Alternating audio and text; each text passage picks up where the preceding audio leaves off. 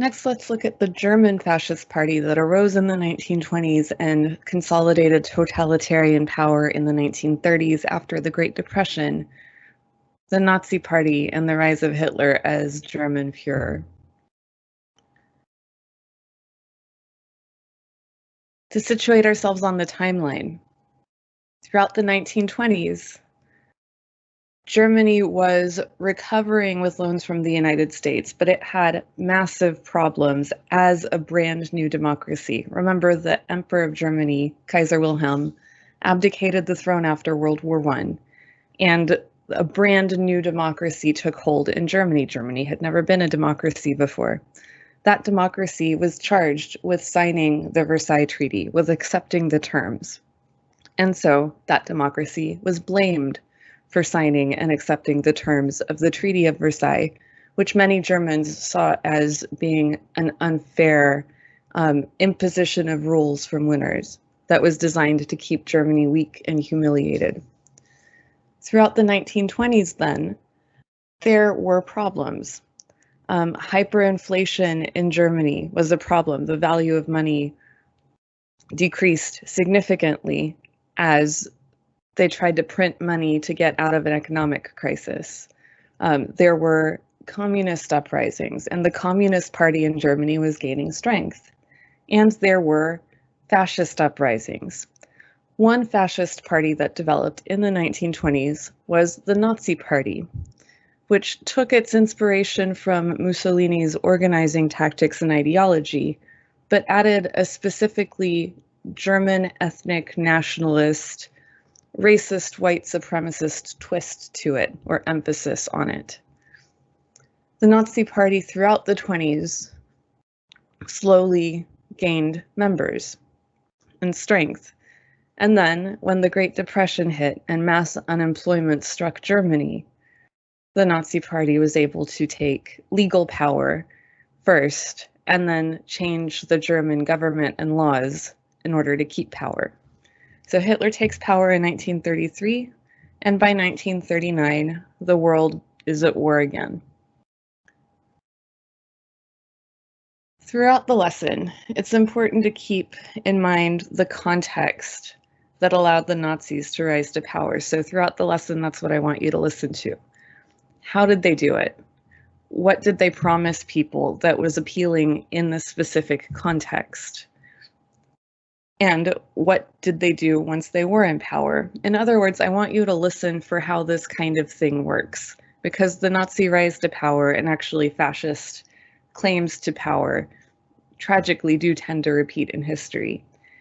And they tend not to leave with the worst of the racist final solution Holocaust type ideas.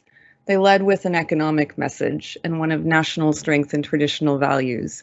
And they created first an enemy of the people in communism, and then transitioned to emphasizing actually Jews, Slavs, Gypsies, this racist sort of version of the enemy of the people. First, let's look at these economic problems facing Germany after World War I. The Weimar Republic was the name of the democracy that formed in Germany after World War I. And from the start, it was in bad shape. It was blamed for the Treaty of Versailles and for, in a sense, surrendering and giving up the war. But it also had to contend with increasing conspiracy theories that caused a lot of social tension in Germany that blamed Jews and communists, enemies from behind the line, they were called, for stabbing Germany in the back and leading to the defeat of World War I. In other words, the theory went, the German army never lost. They never lost. The thing that happened was that people at home in Germany were profiteering from the war, siphoning off money. And this kind of conspiracy theory plays into the absolute worst stereotypes that for a long time in Europe were associated with Jews and led to their persecution.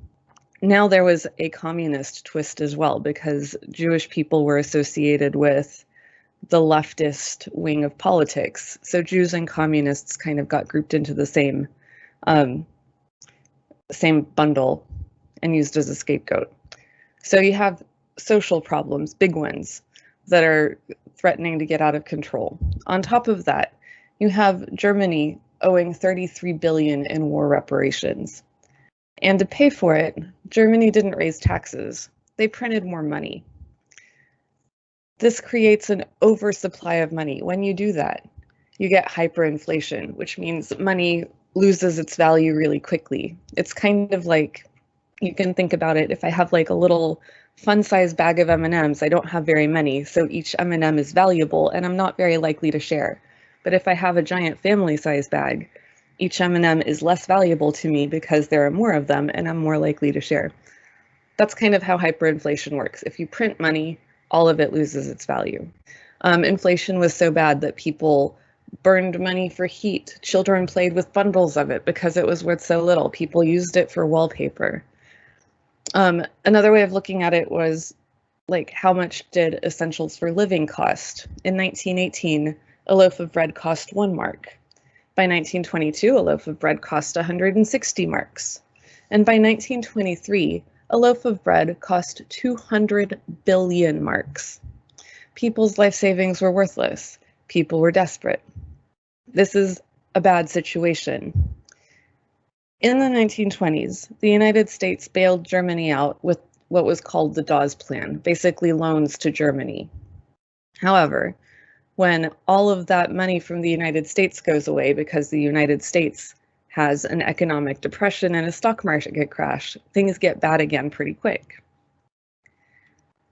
Compound that with the fact that the Great Depression was a global event. It didn't just lead to the United States not being able to loan out money anymore, but it also led to mass unemployment in Europe.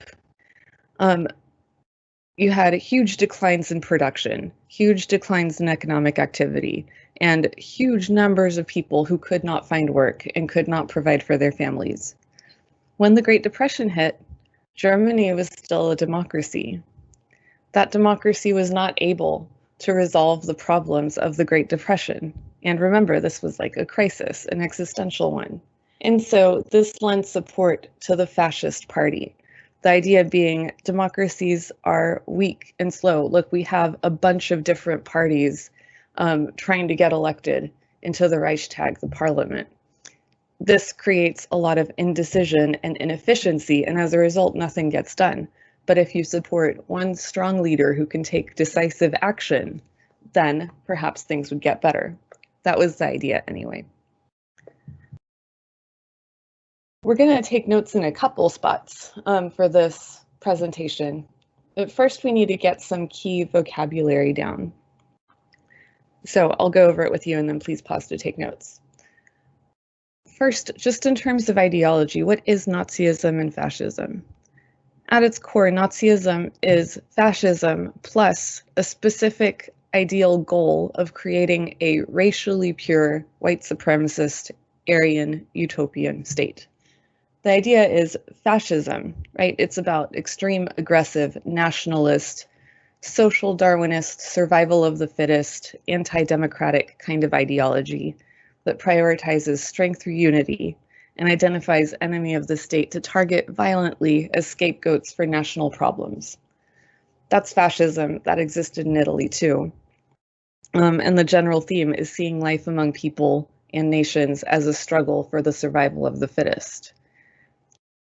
Nazism takes that idea and puts a specifically racist, anti-Semitic, white supremacist, and genocidal focus on racial purity. So it adds the specific goal of we need a strong state through unity. And the way to achieve that is to eliminate or exterminate the kinds of people who aren't fully evolved or human or however you want to think of it.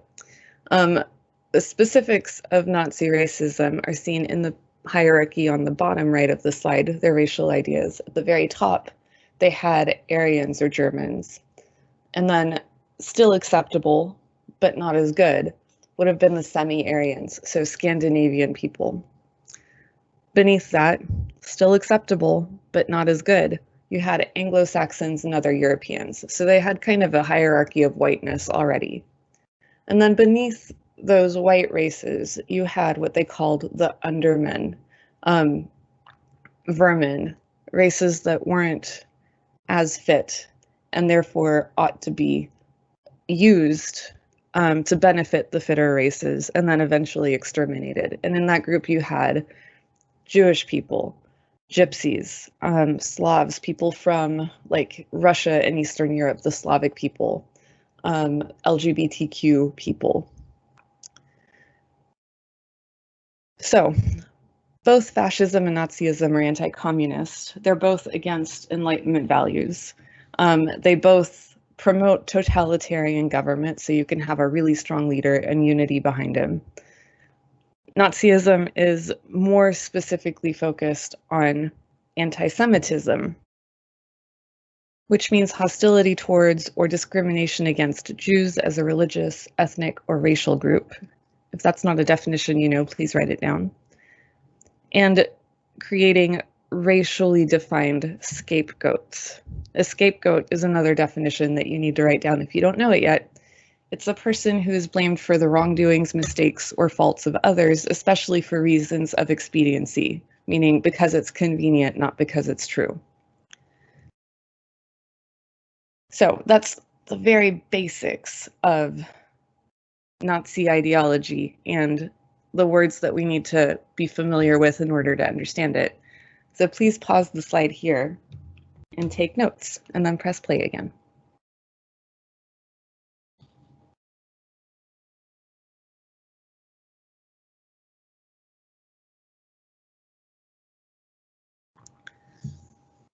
So why would anybody ever vote for a party that promoted horrific ideologies about race, and that eventually planned, orchestrated, and carried out one of the most horrifying industrialized genocides in history?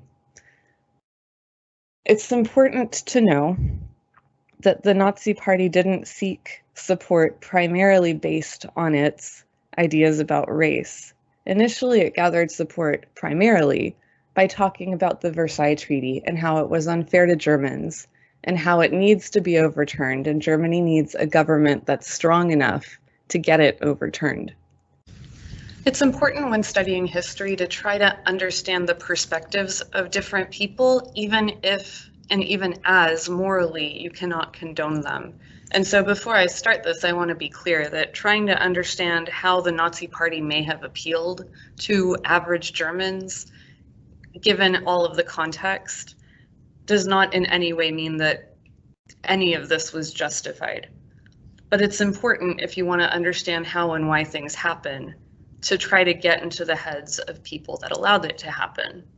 So let's look at Germany after Versailles. If you put yourself in the shoes of an average, well-meaning German soldier who fought for his country in World War I, clearly, he wouldn't have declared war himself. None of what happened in the trenches was his fault personally, and he would have had a lot of feelings about what happened at that end of war treaty and as a result in Germany. From this perspective, German military used to be huge, a multi-million man army. 2 million of Germany's troops died for their country, and now France is telling Germany that they can't have more than 100,000 people in the army, even though France can have as many soldiers as it wants. That doesn't seem fair. Similarly, all of Germany's industry was just taken away and given to France to compensate for the massive destruction that Germany caused with its war of aggression. But whatever, the average German soldier might not have thought about that as being justified at all. At the same time, all of Germany's farmland was taken away and given to Poland, or so it seemed. Germany's protection was taken away with military restrictions, and that seems especially unfair given the rise of the Soviet Union to the east.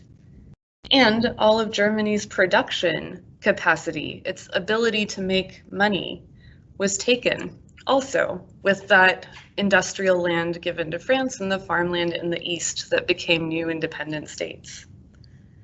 On top of that, Germany has to foot the bill for this war that Austria-Hungary dragged Germany into, and that Germans mostly thought was caused by Russia, not Germany. Meanwhile, communists threaten to weaken Germany further, and the government that's in place seems completely fine with that state of affairs, or unable to do anything to stop it.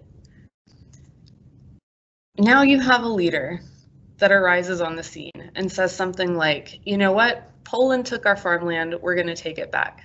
France is building an army, we're going to build an army too.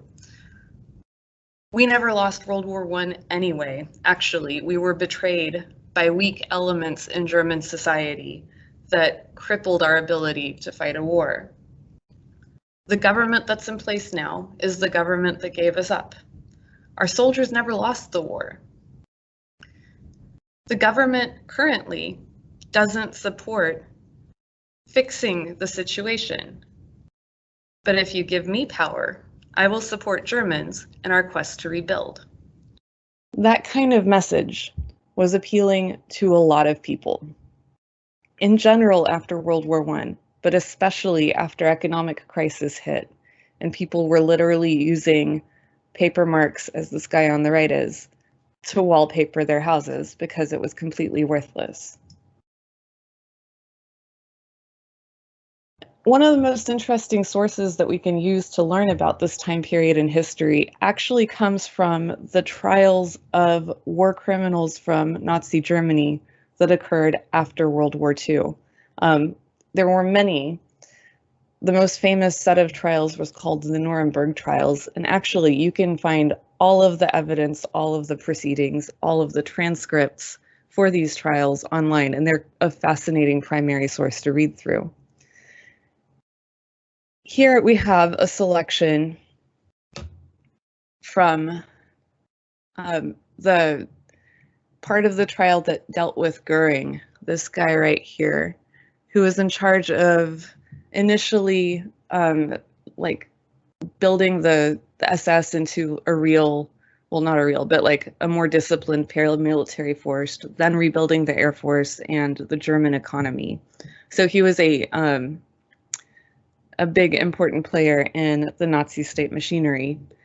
And see if you can find why he says people initially joined the Nazi Party. Justice Jackson was the person who was interrogating. He says, from the very beginning, publicly and notoriously, it was the position of the Nazi Party that the Versailles Treaty must be set aside, and that protest was impotent for that purpose. Goering replies, from the beginning, it was the aim of Adolf Hitler and his movement to free Germany from the oppressive fetters of Versailles. That is, not from the whole Treaty of Versailles, but those terms which were strangling Germany's future. Mr. Jackson, and to do it by war if necessary. Goering, we did not debate about that at the time. We debated only about the foremost condition, that Germany should acquire a different political structure, which alone would enable her to raise objections to this dictate, this one-sided dictate.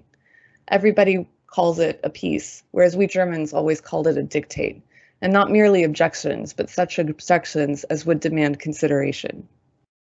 Jackson, the means was the reorganization of the German state, but your aim was to get rid of what you called the Dictate of Versailles. Goering, liberation from these terms of the Dictate of Versailles, which in the long run would make German life impossible, was the aim and the intention. Jackson, and it was for that end that you and all other persons who became members of the Nazi Party gave to Hitler all power to make decisions for them, and agreed, in their oath of office, to give him obedience. Goering, the fight against the Dictate of Versailles was for me the most decisive factor in joining the party. For others, perhaps, other points of the program, or of the ideology, which seemed more important, may have been more decisive. Jackson, in the first place, he wanted a strong German state to overcome the conditions of Versailles. Goering, we wanted a strong state anyhow, regardless of Versailles. But in order to get rid of Versailles, the state had, first of all, to be strong, for a weak state never makes itself heard. That we know from experience. Jackson, and the same, which was one of the aims of the Nazi Party, to modify the conditions of Versailles, was a public and notorious aim, in which the people generally joined. It was one of your best means of getting people to join with you, was it not? Goering. The Dictate of Versailles was such that every German, in my opinion, could not help being in favor of its modification, and there is no doubt that this was a very strong inducement for joining the movement. So to the question of why people would have supported the Nazi Party, the Treaty of Versailles clearly had a lot to do with it. There was a strong perception that the Treaty of Versailles had been unfair, unjust, and must be undone because it was keeping Germany in a weakened state, not only because of its economic impact, but also those military restrictions, which were increasingly burdensome given the rising strength of the Soviet Union to the east.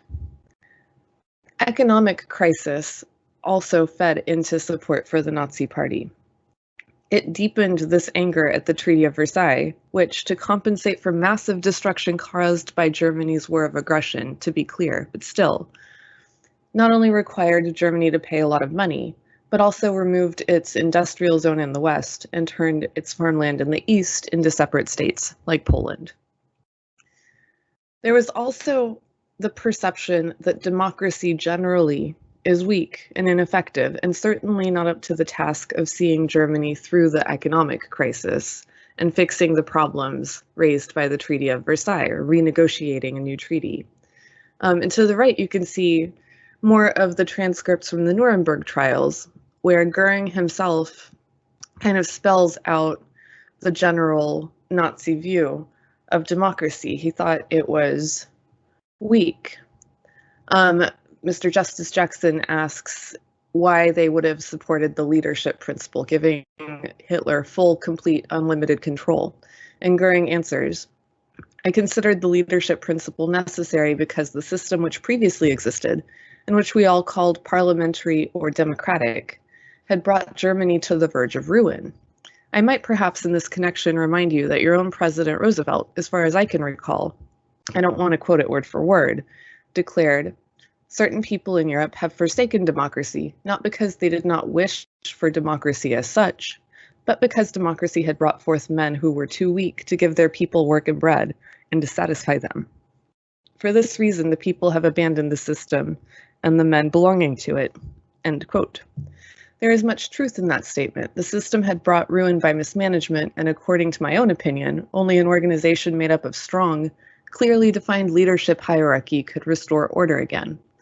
But let it be understood, not against the will of the people, but only when the people, having in the course of time and by means of a series of elections, grown stronger and stronger, had expressed their wish to entrust their destiny to the National Socialist leadership. Mr. Jackson, and I assume that this is the only kind of government that you think can function in Germany under present conditions.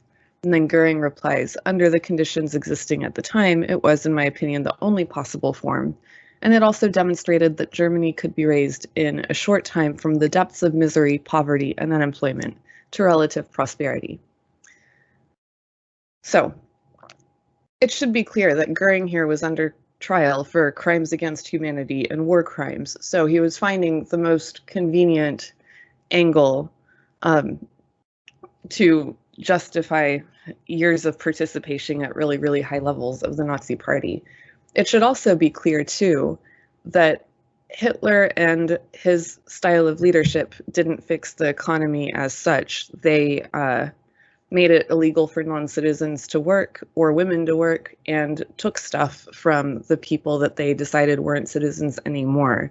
And that's how they fixed the economy, but we'll get to that later. So these were like general large clusters of reasons why people would have grown attracted to Nazi ideology slowly between the wars. But then there's this last point. Something about communists and Jews and a conspiracy theory and talk of being a master race and what? Well, so there was that.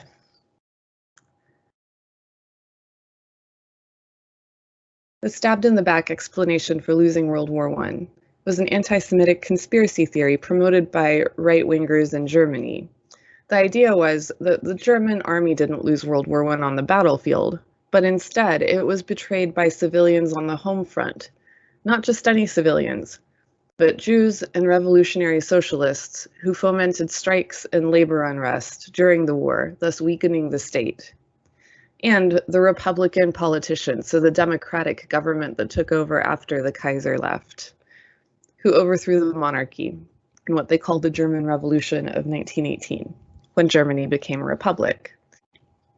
People who supported this theory denounced the German government that formed after the Kaiser left when Germany became a democracy as November criminals because they signed the armistice and the Treaty of Versailles. So there's a lot here, and we should unpack it. But first, I'm going to note that conspiracy theories like this are the first in a series of steps that end really, really badly, in genocide in this case. So they're worth taking seriously, even if they seem kind of silly or absurd at first to observers. First, there's this question of communism. Communism is a really useful enemy for fascist politics, and it's a pattern that kind of repeats in different parts of the world in right-wing politics. Fascist politics feed off of a conspiratorial worldview in which communists and others are actively working against the state. So, like, there's this group of people that are enemies that, you know, maybe you can't identify necessarily, maybe they're doing it in secret, but that need to root out, that we need to get rid of. This kind of thinking tends to justify increasingly harsh tactics to quote unquote protect the national community from this danger that is everywhere and invisible somehow. And even today, if you start to pay attention, you'll see right-wing politicians use the word socialist in a similar way. First, as though it means the same thing as communism, and second, as a general scare tactic to get political support that has nothing to do with like actual socialist policies or politicians. And as a brief reminder, communism is a specific form of the broader philosophy of socialism. Communism is further left on the political spectrum than socialism. It's extreme, right? But both share similar understandings of the relationships between economic structures and social conditions and between the individual and the state. Although there are many versions of socialist philosophy, socialism generally keeps private property ownership and calls for gradual political change to make things more equal. By contrast, communist theory holds that change will occur through a proletariat revolution that will abolish private property entirely. So they are different concepts, but to scare people in a kind of conspiratorial sort of way, implying that socialism weakens the country somehow. You'll see this in the news even now. So like that's an important connection generally. The more fascists can raise fears of communism, the more they gain support from the upper classes and the more they feel entitled to take on more and more power and take away more and more rights from people. Anti-communism and anti-socialism was also an official part of the Nazi Party platform. And there's some political background for this. Socialists, Social Democrats, won almost 40% of the vote in the very first elections after World War I. And they were the largest political party in the Reichstag, the parliament in Germany, until the year before Hitler came to power, until the 1932 elections.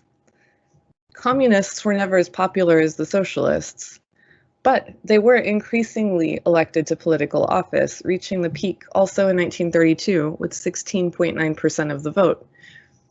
Germany at the time had way more political parties than the United States, so that's actually a good bit.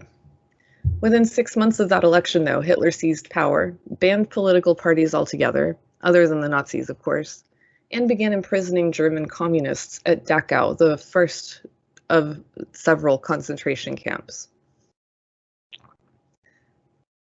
This gave him actually a lot of support from the powerful, moneyed classes, upper classes.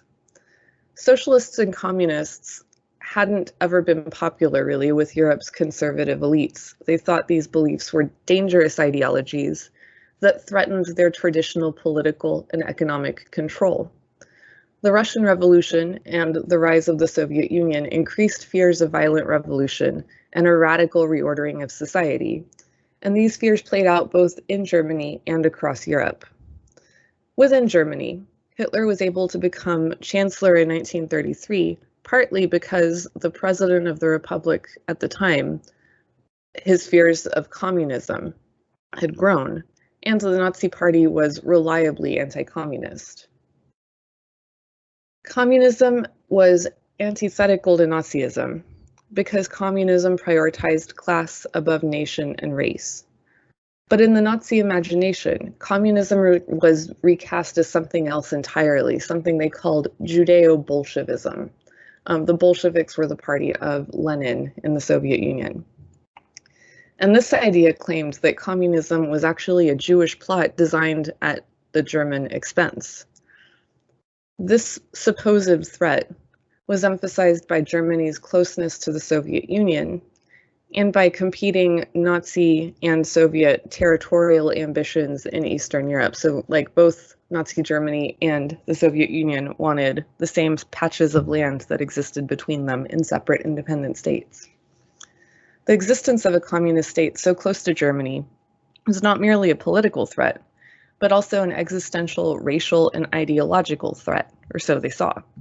Because for Nazis, both Jews and communists were made worse by their supposed identification with one another. So they identified enemies, Jews and communists, and then they decided that they were roughly the same thing. As soon as the Nazis rose to power, they began targeting communists first, both inside and outside Germany. In 1933, the first concentration camp opened at Dachau to hold political prisoners, and the first prisoners were all communists. Later in 1933, the Nazis banned all political parties and intensified the targeting of communists, social democrats, so socialists, and trade unionists. As early as 1933, before the Nazi regime had made any significant moves against Jews or the disabled, German communists were detained in mass arrests and tortured. So, being against communism was part of the party platform that happened to get them support from the rich, wealthy, powerful, influential classes that tied into their anti-Semitism, so like racist theories, and that made other European states that were likewise afraid of communism hesitant to act against Nazi Germany. And on the left here, you can actually see like the breakdown of elections from 1919 to 1938. Obviously red is the Nazi Party that grows in strength until 1933 when they ban all other political parties. But in dark blue, you have the Communist Party, and in light blue, you have the Social Democrats, so the Socialists. And you can see that they were like the next biggest power base together. So painting them both as enemies of the people and targeting them and getting rid of them was politically really convenient for the Nazis as well. Next, we come to this question of the master race theory and Judaism. We're going to look at this part of the Nuremberg trials in a little bit more detail in a second, but here I'll just note that they list the aims of the Nazi Party as overthrowing the Treaty of Versailles, rearming its military, getting back the territory that Germany lost after World War I, and occupying it by quote-unquote racial Germans, which they called living space. In terms of how they went about achieving these goals, one of the things that the Nuremberg trials bring up is the ideology of Nazism. They mention the leadership principle, this idea that power resides in the leader only, Adolf Hitler, and everybody else gets their power from him, not from any sort of democracy or checks or balances or anything like that.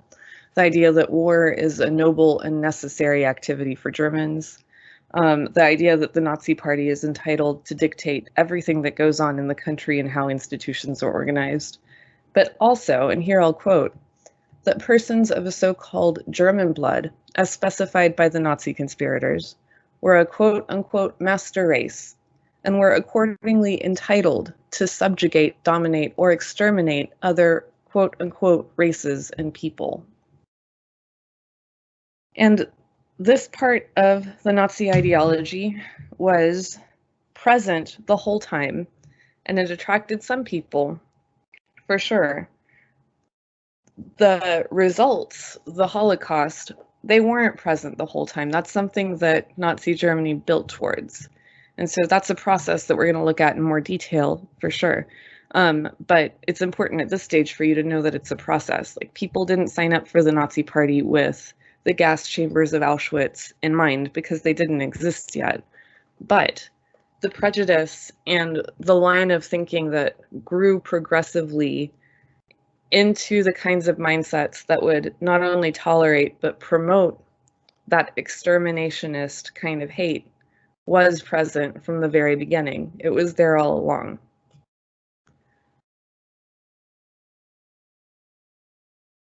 As a result, and here I will read from the Nuremberg trials again, you had progressive acts of discrimination leading up to systematic removal of rights, removal of people, putting them in concentration camps, and then those concentration camps becoming death camps and extermination camps.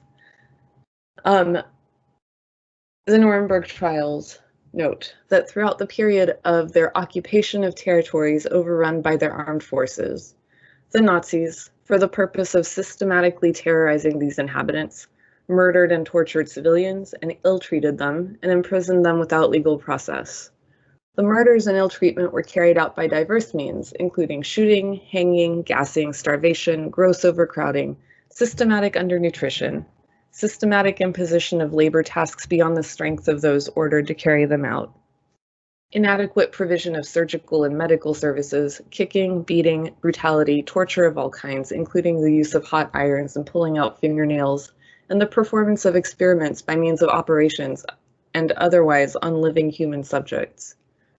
In some occupied territories, the Nazis interfered in religious matters, persecuted members of the clergy and monastic orders, and took church property.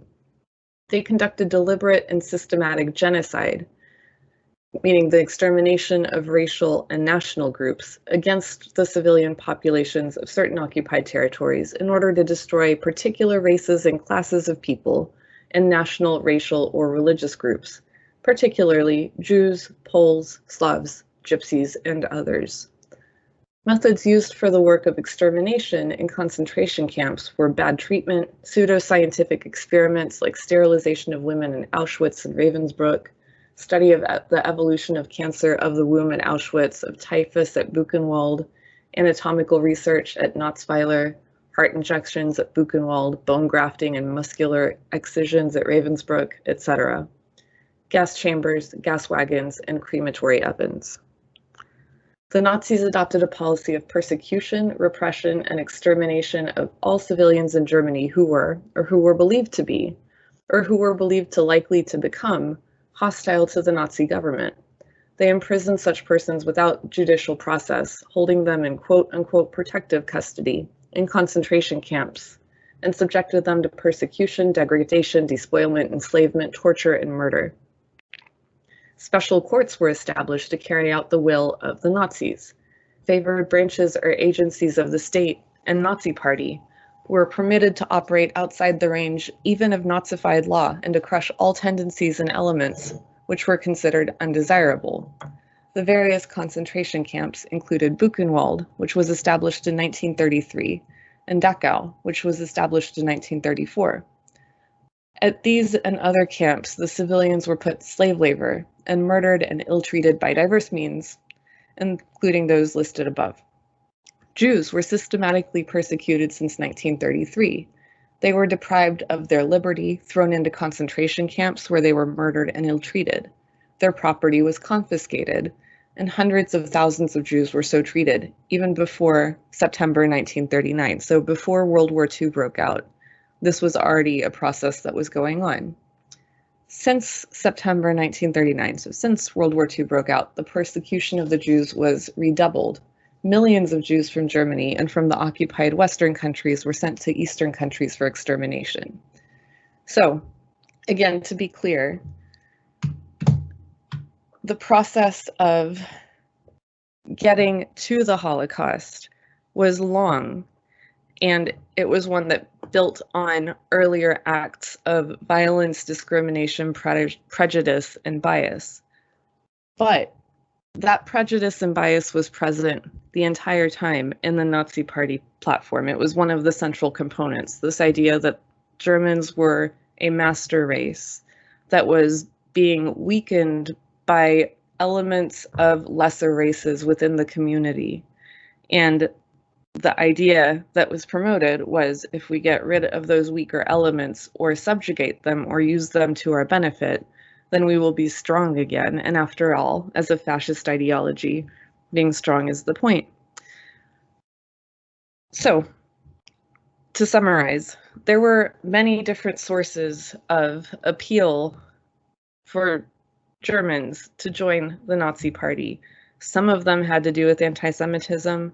Sometimes it had to do with wanting to undo the Treaty of Versailles or being dissatisfied with democracy's ability to handle any sort of economic crisis. And in the end, through all of these things, you ended up with a legal taking of power by the Nazi Party. Here I'll let Ian KERSHAW, the specialist on Hitler, do the talking. He writes, Hitler came to power in a democracy with a highly liberal constitution, and in part by using democratic freedoms to undermine and then destroy democracy itself. That democracy, established in 1919, was a product of defeat in World War and revolution and was never accepted by most of the German elites or upper classes, notably the military, large landholders, and big industry. Troubled by irreconcilable political, social, and cultural divisions from the beginning, the new democracy survived serious threats to its existence in the early post-war years, and found a semblance of stability from 1924 to 1928, only to be submerged by the collapse of the economy after the Wall Street crash of 1929 and the Great Depression that followed. The Nazis' spectacular surge in popular support, 2.6% of the vote in 1928 elections, 18.3% in 1930, 37% in 1932, reflected the anger, frustration, and resentment, but also the hope that Hitler was able to tap among millions of Germans. Democracy had failed them, they felt. Their country was divided, impoverished, and humiliated. Scapegoats were needed. It was easy to turn hatred against Jews, who could be made to represent the imagined external threat to Germany by both international capitalism and Bolshevism or communism. Internally, Jews were associated with the political left, socialist and communist, which was made responsible by Hitler and his followers for Germany's plight. Increasingly, Hitler seemed to a good third of the German electorate the only hope to putting the country back on its feet, restoring pride and bringing about national salvation. By 1930, it was effectively impossible to rule Germany without Nazi backing. But while Nazi electoral gains could block democracy, they were insufficient to bring Hitler to power. From 1930 on, therefore, the German state was locked in a stalemate. Democratic forms remained, but democracy itself was in effect dead, or at least dying. The anti-democratic elites tried to broker solutions, but failed on account of Hitler's intransigence. Ultimately, because he could find no other authoritarian solution, President Paul von Hindenburg appointed Hitler as the head of government, or chancellor, on January 30th, 1933. What followed led to disaster for Germany, for Europe, and for the world. Hitler took power legally in the context of a democracy, and then used an invented crisis as an excuse to change the law and keep power. And that's important, because that's a pattern that could absolutely repeat. For a timeline, this process started way back in 1923, when Hitler, as the leader of the Nazi Party, conducted an armed revolt in Munich, Germany. It failed. He went to prison. He wrote Mein Kampf, and that was their attempt to take power by force. They let him out of prison for good behavior. Not kidding. In 1928, he reorganizes the Nazi Party and wins seats in the German parliament. In 1929, the stock market crashes. The government in Germany, led by Hindenburg, conservative, super old guy, completely fails to solve these economic problems, because they're big problems, to be fair. And Nazi rallies, meanwhile, are gaining support for that party. By 1932, President Hindenburg appointed Hitler chancellor to gain support of the Reichstag, the German parliament, believing that Hitler was a silly little man that could be controlled. And the very next year, Hitler seizes power, proclaims himself the Führer, and establishes a totalitarian state in Germany. As Führer, his policies were to acquire Lebensraum, living space, for Germans, meaning to take over German-speaking areas or areas containing German speakers that were separated from Germany by the Treaty of Versailles. Austria, Poland, Czechoslovakia, basically the land between Germany and the Soviet Union.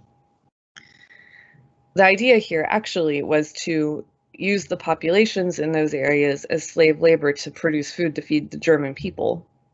But, you know, he also promoted secret police, so the Gestapo, to search out, seize, torture, terrorize opposition, poured massive amounts of attention and tragically effective propaganda that gave people targets to blame for all problems, like the Treaty of Versailles, Jews, communists, university professors, which were associated with Jews and communists and liberals, the press, which was associated with Jews. Preached racial purity in this propaganda too, and the idea of a master race. And he did produce jobs. He put Germans back to work, pouring money into construction and factories, new roads, new weapons, which were forbidden by the Treaty of Versailles, which he didn't really care about, and rebuilding the army. Although it should be, again, specified that this economic miracle was only possible by taking property from people that they decided weren't citizens anymore, and only allowing German citizens to work, and forcing German citizens to take jobs that were available. So there's that. This is a good spot to pause and take notes, but the lesson isn't over, so press play again after. In everything that we've covered, here are the important points to definitely have down in your notebook. The Treaty of Versailles and the Great Depression destabilized the German economy, leading to the rise of the Nazi Party, led by Adolf Hitler. The Nazis addressed Germany's national embarrassment following the Treaty of Versailles by scapegoating the leaders of the German government, Jews, and communists, among other groups. There were many other groups, for Germany's national problems, for making Germany weak, or for betraying Germany, or for both. They also gradually defied parts of the Treaty of Versailles, like by secretly rebuilding an air force and by invading tiny bits of other countries in the East, a story that we'll get to in short order. Hitler promised to unify the people and promote a strong Germany, and to take decisive action to restore the German might and glory and undo the Treaty of Versailles and fix the economy. Crucially, the Nazis, although we rightly see that political party with horror, at the time they gained power like a normal political party would, by progressively winning elections. Hitler came to power legally within the frameworks of the German democracy in 1933, and then changed the mechanisms of government to create a totalitarian dictatorship in Germany by faking an emergency and using it as an excuse to take full power. A pattern that we need to watch out for because it's pretty easy for people with power to repeat. Totalitarian, as a reminder, involves a state taking complete control over public and private life, involving secret police, state control of education, business, the economy, media, propaganda, censorship, everything. Nazism itself as an ideology is a variety of fascism and is distinguished by its ideology of racial purity, quote unquote. Fueled by racism and anti-Semitism, Nazi Germany, with the cooperation of some of the other Axis powers, sought to establish a new racial order in Europe, which culminated in the Holocaust. An important part of this process is dehumanization, a vocabulary word that you need to write down if you don't know what it means. Dehumanization refers to when a person or group comes to be seen as more like an animal than like a human being, which creates something of a permission structure to then treat them like animals, like vermin. And by this I mean horribly. The process that ended in the Holocaust was long, but it began with encouraging acts of overt discrimination and violence against targeted minorities. Those minorities were Jews, Slavs, so people from Eastern Europe, Russians in other words, communists, gypsies, LGBTQ people, but also like the disabled, etc. After the overt discrimination process, after it became socially normal and acceptable to discriminate against these groups of people in public in a way that most civilized people wouldn't have done previously, the next step was increasingly restrictive laws that denied them the same rights as other citizens, and actually defined them as not being citizens. And then as the police state grew, more official harassment took place, which ended with forcible removal into separate ghettos, so like separate places for them to live where they weren't able to earn a living, executions, removal to concentration camps, which are detention centers where prisoners don't have any recognized rights or the protections of any law or due process with the expectation of being able to leave ever. And finally, the concentration camps became death camps with gas chambers. To show how this process works, forcing Jews to live in ghettos and then depriving them of any way to earn a living was part of the process that led to genocide in the gas chambers, because by forcing people to live in a Hobbesian world of survival of the fittest and the abysmal conditions of these places, the Nazis then reinforced the stereotypes that fed into dehumanization, which eventually made it possible for people to do more and more awful things by desensitizing them slowly to it. In other words, the part of the Nazi platform that involved anti-Semitism then became an official part of state policy with the Nazi rise to power and gradually built into a systematic and industrialized machine that was used to extract as much slave labor out of these targeted groups as possible and then kill them as efficiently as possible. Horrific. The history that we've learned so far is going to culminate in a Second World War.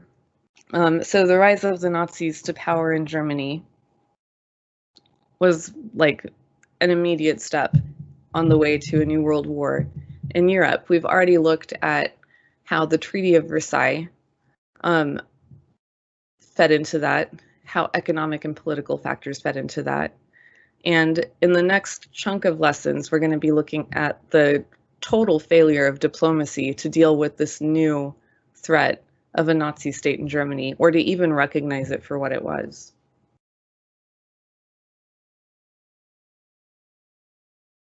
Remembering that Nazism was a right-wing extremist ideology that arose after World War I, that took the form of totalitarian government under Hitler, we're going to look at a couple of sources to see this fascist influence and how totalitarianism played out in Germany. The first source we're going to look at is a primary source, the Nazi Party platform from 1920. And here I want you to listen for specific examples of the characteristics of fascism that we've gone over before that should already be in your notes, and if they're not, please pause the slide here and get them down before continuing. In addition, remember that we need to approach sources critically. So like, this is a party platform written by Nazis to gain public support. So we can expect that they're going to put a very positive spin on everything that they're going to say.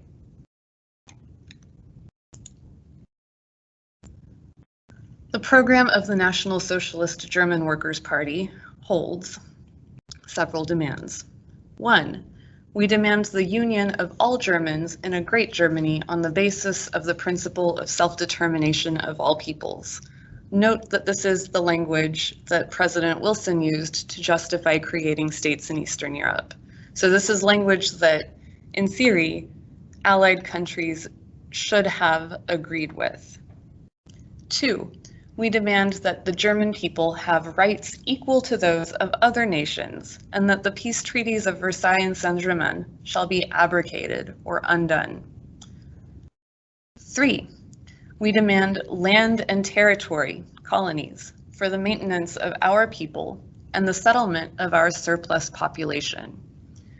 Here he's talking about invading other places, kind of like imperial powers had been.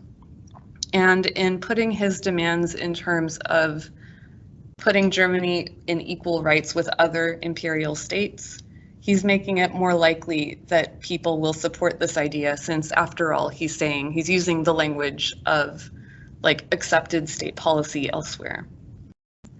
4. Only those who are our fellow countrymen can become citizens. Only those who have German blood, regardless of creed, can be our countrymen. Hence, no Jew can be our countryman. So he's restricting rights of citizenship already based on this idea of race. Next, those who are not citizens must live in Germany as foreigners and must be subject to the law of aliens. So there's going to be different laws for different classes of people based on race. 6. The right to choose the government and determine the laws of the state shall belong only to citizens. We therefore demand that no public office of whatever nature shall be held by anyone who is not a citizen. So nobody who is not racially German can be in politics. 7. We demand that the state shall above all undertake to ensure that every citizen shall have the possibility of living decently and earning a livelihood. If it should not be possible to feed the whole population, then aliens, non-citizens, must be expelled from the Reich. So, the state is responsible for the basic economic welfare of racially Germans, of citizens, which he has narrowed to mean like Germans by blood. Next. Any further immigration of non-Germans must be prevented. We demand that all non-Germans who have entered Germany since August 2nd, 1914 shall be compelled to leave the Reich immediately. 9. All citizens must possess equal rights and duties, but only citizens. And remember, he has defined the word citizen very narrowly here. 10. The first duty of every citizen must be to work, mentally or physically. No individual shall do any work that offends against the interest of the community to the benefit of all. So everybody must work, and that work must be to the benefit of the community as perceived by the Nazis. Therefore, we demand, based on what we have said, this is what we want. That all unearned income, all income that does not arise from work, be abolished. There was a stereotypical idea that Jewish people made money by like lending money out and then charging insane amounts of interest, and that's how they like leached on the community. Again, a very anti-Semitic idea, and banning interest wealth was part of that. 12. Since every war imposes on the people fearful sacrifices in blood and treasure, all personal profit arising from the war must be regarded as treason to the people, and we demand the total confiscation of all war profits.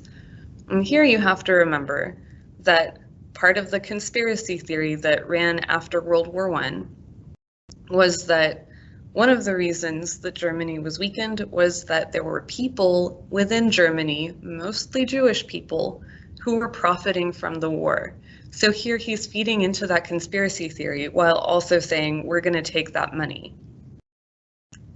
Items 13 through 16 demand the nationalization of all trust, profit sharing in large industries, so the state taking increasing control of industries and businesses, a generous increase in old age pensions, the creation and maintenance of a sound middle class, the immediate communalization of large stores which will be rented cheaply to small tradespeople, and the strongest consideration must be given to ensure that small traders shall deliver the supplies needed by the state, the provinces, and the municipalities. 17. An agrarian reform, in accordance with our national requirements, and the enactment of a law to expropriate the owners without compensation of any land needed for a common purpose. So we can take land from anybody that we deem the state needs. 18. That ruthless wars be waged against those who work to the injury of the common welfare. Traders, usurers, the people who lend money and live off the interest, profiteers, are to be punished with death regardless of creed or race. 20. In order to make it possible for every capable and industrious German to obtain higher education and thus the opportunity to reach into positions of leadership, the state must assume the responsibility of organizing thoroughly the entire cultural system of the people. The curricula of all educational establishments shall be adapted to practical life. The conception of the state idea, the science of citizenship, must be taught in the schools from the very beginning. So the state should take total control over education and teaching and generally defining what culture means for the benefit, in theory, of the group. 21. The state has the duty to help raise the standard of national health by providing maternity welfare centers, by prohibiting juvenile labor, by increasing physical fitness throughout the introduction of compulsory games and gymnastics, and by the greatest possible encouragement of associations concerned with the physical education of the young.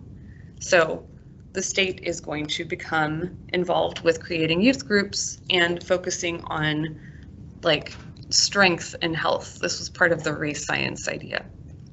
22, the abolition of the regular army and the creation of a national folk army. 23, that there be a legal campaign against those who propagate deliberate political lies and disseminate them through the press. In order to make possible the creation of a German press, we demand all editors and assistants of newspapers published in the German language shall be German citizens, which they have defined narrowly as only people with German blood and certainly not Jewish people, who made up a good proportion of people who were in the media at the time. All financial interests affecting German newspapers shall be forbidden to non-Germans by law, so like excluding, again, non-Germans from any involvement in the press. And here, what they're really saying is the freedom of the press shouldn't exist anymore. Newspapers transgressing against the common welfare shall be suppressed. We demand legal action against those tendencies in art and literature that have a disruptive influence upon the life of our folk. 24, freedom for all religious faiths in the state, insofar as they do not endanger its existence or offend the moral and ethical sense of the Germanic race. The party as such represents the point of view of a positive Christianity without binding itself to any one particular confession. It fights against the Jewish materialist spirit within and without, and is convinced that a lasting recovery of our folk can come only about from within and on the principle, common good before individual good. To carry out this program, we demand the creation of a strong central authority in the state, the unconditional authority by the political central parliament of the whole state and its organizations, The leaders of the party undertake to promote the execution of these points at all costs, if necessary, at the sacrifice of their own lives. So that's a lot, and it's the Nazis' most positive, all-encompassing spin of what they represented and wanted to do for the German people. Remembering the early signs of fascism, see how many examples you can find specific to the Nazi Party platform that match some of these: powerful and continuing nationalism, disdain for human rights, identification of enemies or scapegoats as a unifying cause, the supremacy of the military, rampant sexism, controlling mass media, obsession with national security, religion and government intertwined, corporate power protected, labor power suppressed, disdain for the intellectuals and the arts, an obsession with crime and punishment, rampant cronyism and corruption, and fraudulent elections. This is a list of things to watch out for in modern day politics as well, lest the slide into fascism be repeated again. Anyway, if you're in class right now, please pause and see what specific examples from the National Party platform you could find, and then press play again so we can look at totalitarianism. In the second primary source, we're going to look at a description of the Nazi seizure of power in the Nuremberg Trial Transcripts from 1946. So after World War II was over and the Nazi war criminals were put on trial. Your job is to find specific examples of characteristics of totalitarianism and the descriptions of Nazi Germany found in the Nuremberg trials. But here we also have an opportunity to contrast what the Nazis promised they would do with the way that they ended up carrying out their goals. As a reminder, totalitarianism is a political system where the state recognizes no limits to its authority and strives to regulate every aspect of public and private life, wherever feasible, to mobilize the full power of the state and society to accomplish a utopian goal. So to create some vision of a perfect society, and different ideologies determine what perfect looks like. Nazi ideology defines this as a racially pure society. Totalitarian governments are dictatorships, so they have leaders with full and limited authority and a cult of personality that develops around them. They have a utopian goal, a vision for the nation that supposedly justifies totalitarian rule. The state controls all sectors of society, so business, family life, labor, youth groups, housing, religion, education, and the arts. The state controls the economy, and the state controls the individual completely, demanding full obedience and imposing massive intrusive surveillance. It denies basic liberties, and it invests massive amounts of effort in propaganda to indoctrinate people in an official ideology. Totalitarian governments also use organized violence and police terror to use force and crush opposition.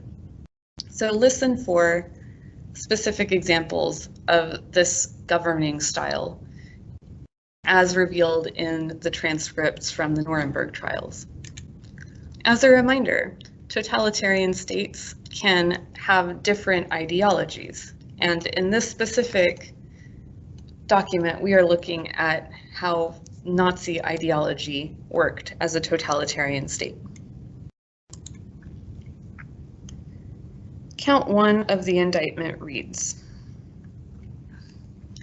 all the defendants, with diverse other persons, during a period of years preceding 8 May 1945, participated as leaders, organizers, instigators, or accomplices in the formulation or execution of a conspiracy to commit crimes against peace, war crimes, and crimes against humanity.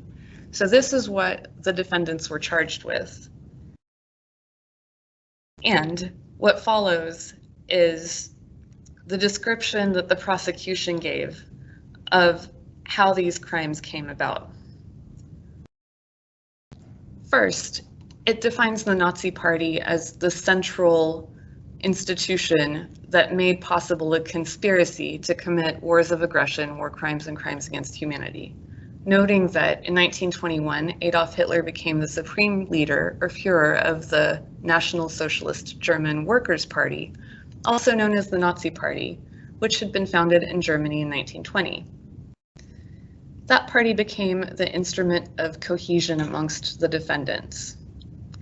Each defendant became a member of the Nazi Party and of the conspiracy with knowledge of their aims or purposes. This is how they defined those aims and purposes. What did the Nazis want to do?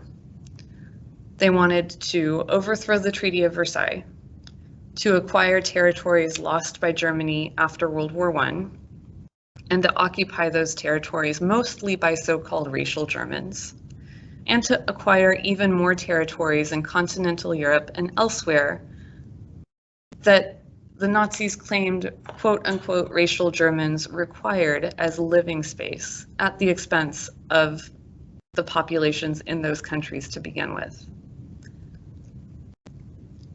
The way that they achieved these goals had a lot to do with ideology.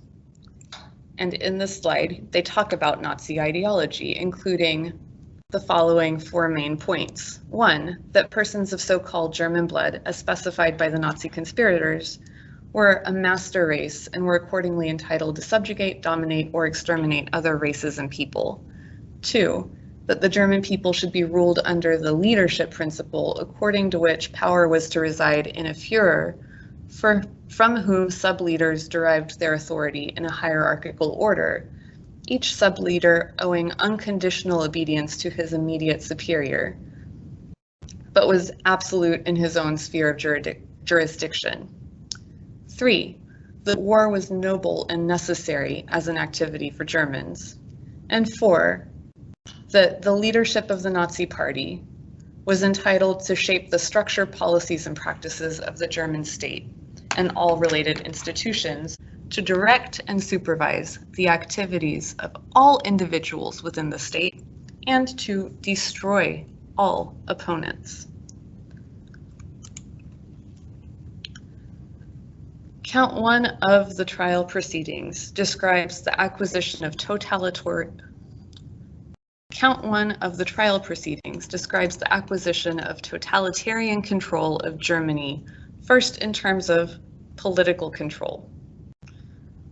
The first steps in acquisition of control of state machinery included: to accomplish their aims and purposes, the Nazi conspirators prepared to seize totalitarian control over Germany to assure that no effective resistance against them could arise within Germany itself.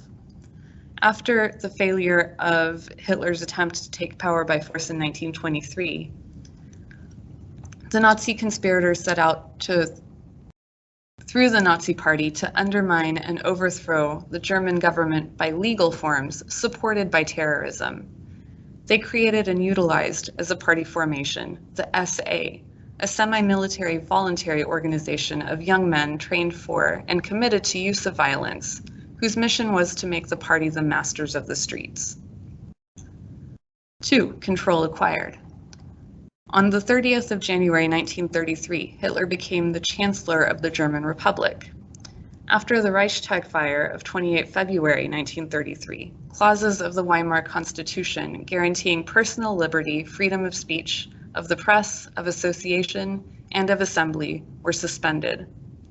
The Nazis secured the passage by the Reichstag of a law for the protection of the people and the Reich, giving Hitler and the members of his then cabinet powers of legislation. The Nazis retained such powers after having changed the members of the cabinet and caused all political parties except the Nazi Party to be banned. They caused the Nazi Party to have established as a para-governmental organization with extensive and extraordinary privileges. So the Reichstag fire was that invented emergency that Hitler used to justify taking full power. It was a fire in the German parliament. They blamed communists. It's not clear who said it. Totally possible that they said it themselves.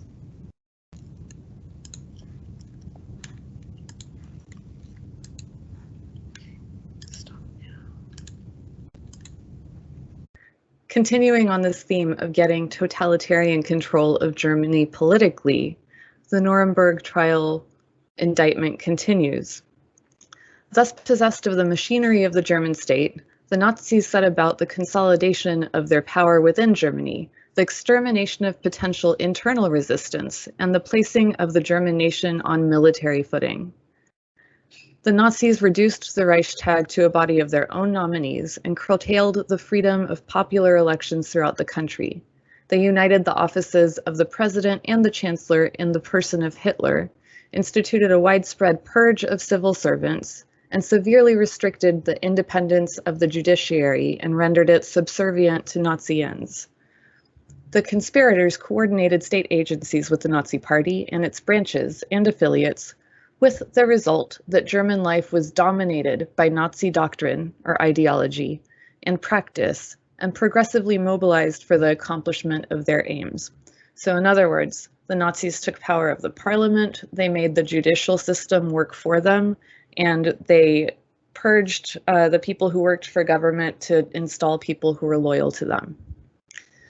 The indictment continues. To make their rule secure from attack and to instill fear in the hearts of the German people, the Nazi conspirators established and extended a system of terror against opponents and supposed or suspected opponents of the regime. They imprisoned such persons without judicial process, holding them in quote-unquote protective custody and concentration camps, and subjected them to persecution, degradation, despoilment, enslavement, torture, and murder. These concentration camps were established early in 1933 under the direction of Defendant Göring and expanded as a fixed part of the terroristic policy and methods of the conspirators and used by them for the commission of the crimes against humanity that are being charged in the indictment. Among the principal agencies utilized in the perpetration of these crimes were the SS and the Gestapo, which together with other favored branches or agencies of the state and party were permitted to operate without restraint of law. The SS and the Gestapo were different organizations that terrorized the populations and ran the concentration camps. There's lots of information on this slide if you want to pause and have a look.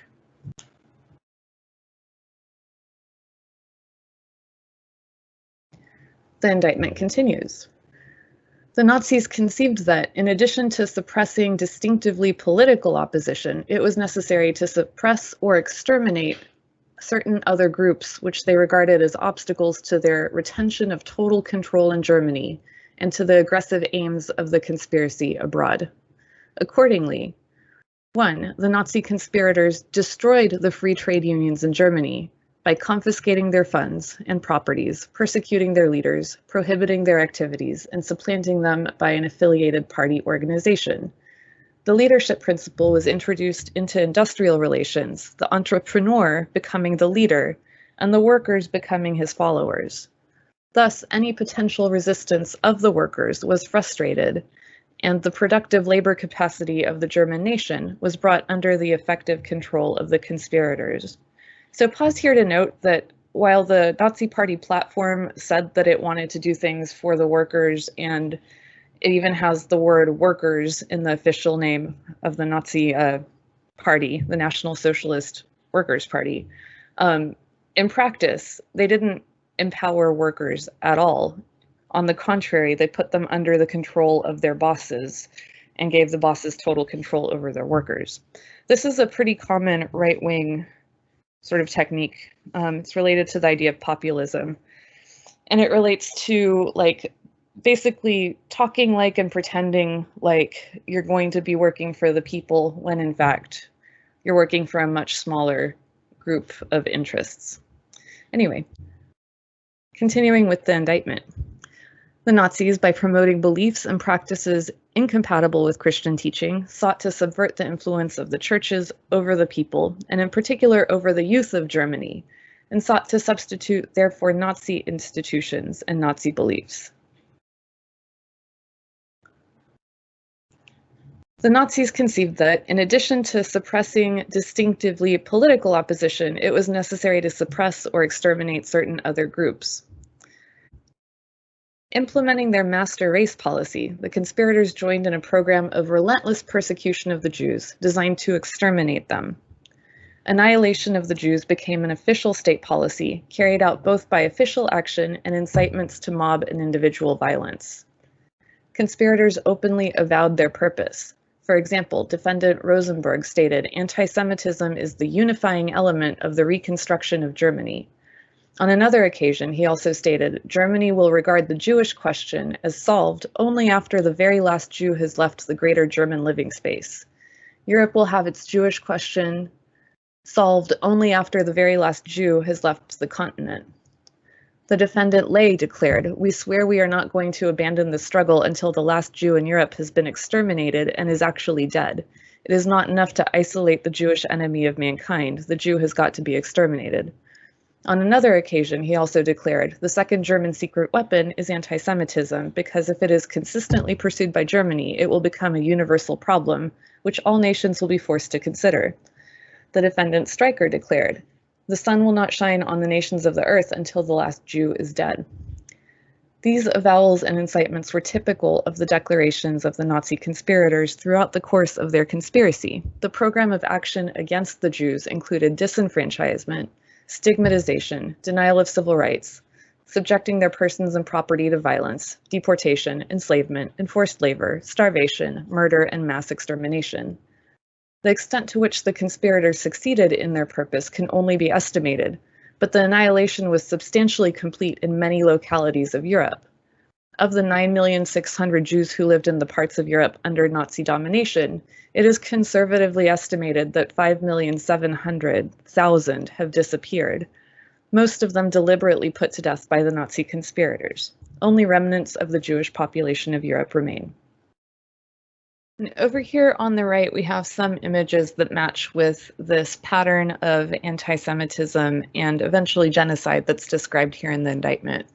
First with the destruction of Jewish-owned businesses at the top.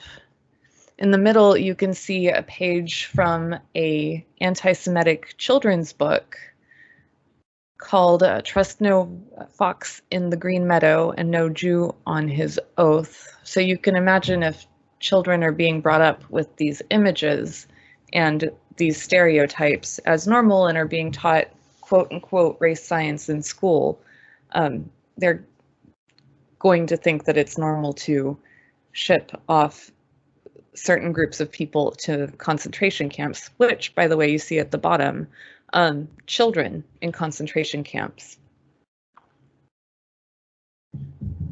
The indictment continues. In order to make the German people amenable to their will and to prepare them psychologically for the war, the Nazi conspirators reshaped the educational system, and particularly the education and training of the German youth. The leadership principle was introduced into the schools, and the party and affiliated organizations were given wide supervisory power over education. The Nazi conspirators imposed a supervision of all cultural activities, controlled the dissemination of information, and the expression of opinion within Germany, as well as the movement of intelligence of all kinds from and into Germany, and created a vast propaganda machine. The Nazi conspirators placed a considerable number of their dominated organizations on a progressively militarized footing, with a view to the rapid transformation and use of such organizations whenever necessary as instruments of war.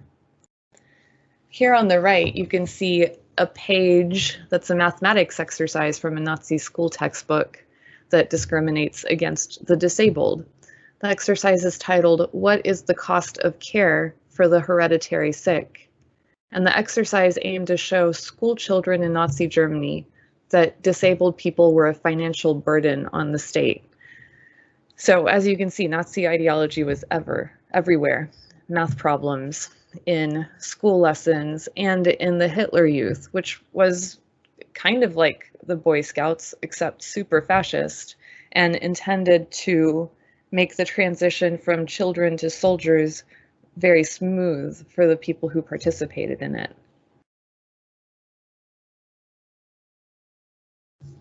In terms of the economy, the indictment continues. Section E, the acquiring of totalitarian control in Germany, economic, and the economic planning and mobilization for aggressive war. And here we're just going to look at the totalitarian part. We'll look at the planning for aggressive war part in another lesson. Having gained political power, the Nazis organized Germany's economy to give effect to their political aims. 1. To eliminate the possibility of resistance in the economic sphere, they deprived labor of its rights of free industrial and political association. In other words, labor unions were banned. 2. They used organizations of German business as instruments of economic mobilization for war. 3. They directed Germany's economy towards preparation and equipment of the military machine. To this end, they directed finance, capital investment, and foreign trade. So they were in charge of the economy to pivot the economy towards preparing for and executing war.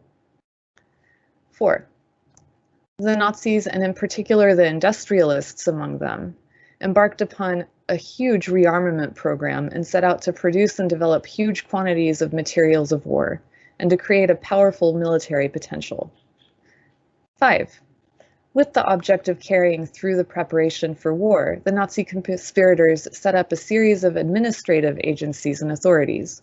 For example, in 1936, they established for this purpose the Office of the Four-Year Plan, with the defendant Göring as leader, vesting it with overriding control over Germany's economy.